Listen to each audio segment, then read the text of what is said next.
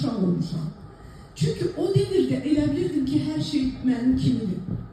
Biz hər şeyi, hər aldığımızı, hər yaşadığımızı bu hər evdə var. Bütün dostlarım mənim kimidir. Hər kəs mənim kimi düşünür. Və yaxud musiqi yazmaq nədir? Mən 8, 9, 10 yaşından ədəbiyyat oxuyurdum. Və musiqi yazırdım. Və mənə təəccüblü gəlirdi ki, məktəbdə soruşurlar, ya evdə soruşurlar ki, bu necə alınır? Təəccüblər. İlk reaksiya, hamının reaksiyası təəccüb olurdu. Mənə təəccüblü gəlmirdi. Deyirdim ki, burada nə var ki? Hamı mahnı yaza bilər. Düz, indi hamı mahnı, hamı yaza bilər bir tendensiyası gelir. Amma bu o demək deyil ki, kimsə dəbin dalınca qaçır. Sadəcə devir bizə içimizi açmağı şəraitləri çox verir.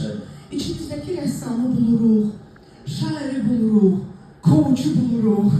Yəni, amma o demək sadəcə yenə də bu enerjini, bu bacarığı hara yönəldirik?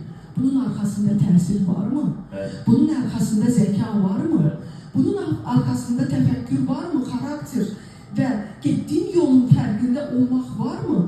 O zaman sən gələcəyin həm koçusan, musiqiçisisən və s. Yox, mən 2 kəlmə söz yazdım, adıma şeir dedim. Bunu xalq heç vaxt qəbul eləmir.